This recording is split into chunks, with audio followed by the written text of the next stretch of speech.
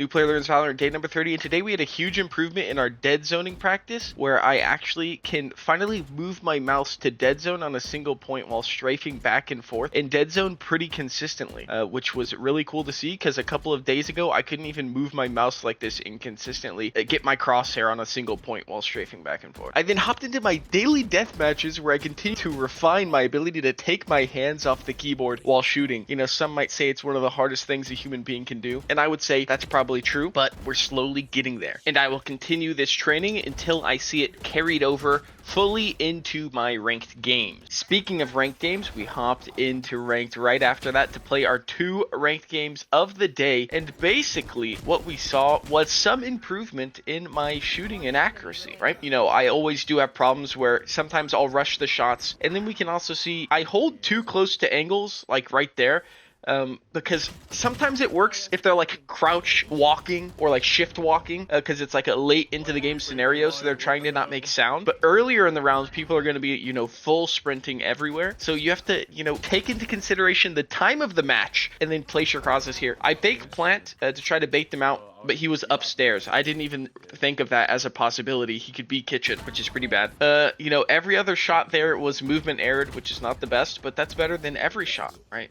Slow and steady improvements is all that matters. And you get the plant down, and I'm trying to play the bomb, and then sometimes your teammates like to just go and try to win fights. So I know one's there, boom, we get both the kills, we win the round. Try to go for a nade here, and he peeks right when I throw it, and then I try to like run to the box, but I should have just kept looking at him and then tried to shoot him instead of, you know, getting my screen off him and kind of hoping that he doesn't exist.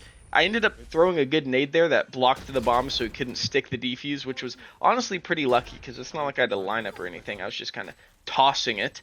I actually really like playing this yellow box, but I think when you're playing the yellow box, you can't like peek.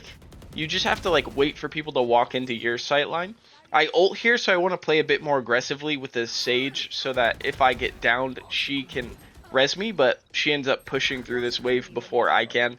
So then my ult runs out, so I just drop back to try to play for the defuse. Here, my crosshair positioning is kind of bad because I'm like pre-aiming my swing way early. I have a problem where I do that. When I'm like planning a fight out in my mind, I'll like pre-aim, but it'll be like 2 minutes before the fight even happens. I'm just imagining swinging the yellow box. I need to do it at like the last second. But it's a weird thing I've noticed where I'll just stare at walls and I'll realize that it's like a Omega early pre-aim. Didn't clear that angle pretty bad. I just didn't imagine he would be sitting there. Like there was no reality that existed in my mind where that happened. But it turns out that is reality. So I need to adjust my mental framework of how people play Icebox. This Cypher was actually pretty good at lurking. I think he caught, you know, people every so often. Obviously not good enough because they didn't win the game. But good enough to where he did kill me a couple of times.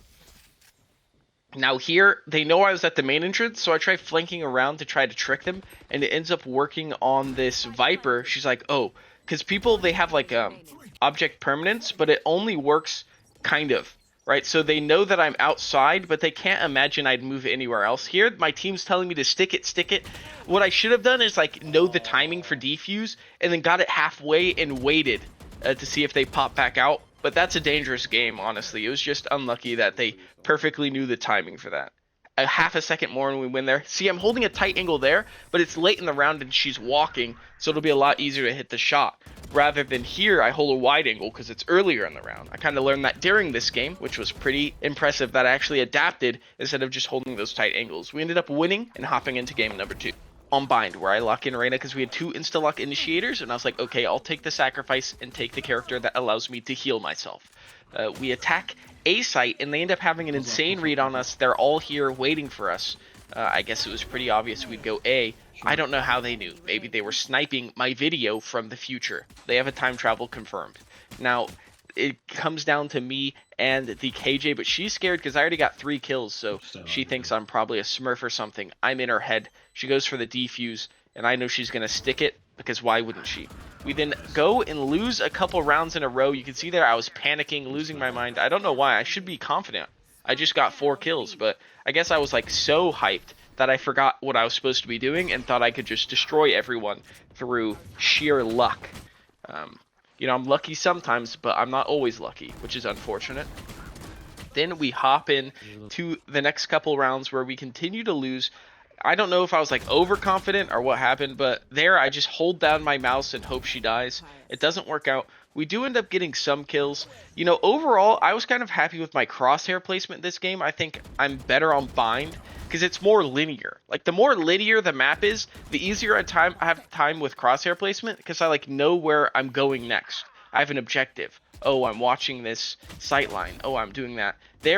Another issue I've noticed is I have a hard time imagining where I can get shot from. So like when I take a fight with this Yoru, after I kill him, I'll go so someone from showers can't peek me, but I might expose myself to a different angle, which is probably like a form of game sense where it's like, okay, I need to like move backwards here so I can't get shot from either angle instead of like moving to the right. Which I just need to like notice when I do that and try to think, okay, where could I move there? I always shoot the clone, which is probably bad because I might flash my teammates. But, you know, I'm just thinking shoot as soon as I see someone. I don't really have the brain capacity to think, oh, is that a clone? Now you could say, oh, if I see Yoru, I'm going to wait extra long. But I feel like that's how you die. I feel like it's better to just always shoot the clone until I come up with a better solution. And it seems to be working for me all right. Here, the KJ mops us up. We're making a bit of a comeback. And she ends up evening the game out. And then they buy a Odin here and just wipe our whole team with it. Very effective. So then my team kind of gets revenge by all buying Odins because they were mad about the Odin and just spamming the bomb site after we get plant down. And we end up winning the defuse after my Gecko mollied me. Because it was kind of a strategic molly where the enemy team's not going to think I'm standing in the enemy Geckos. I mean, in our allied Gecko. Well, their enemy Gecko. We then hopped into the aim trainer at the end of the day to just refine our raw aim and hopefully give us that slight advantage so when we climb in ranked, our aim never becomes an issue.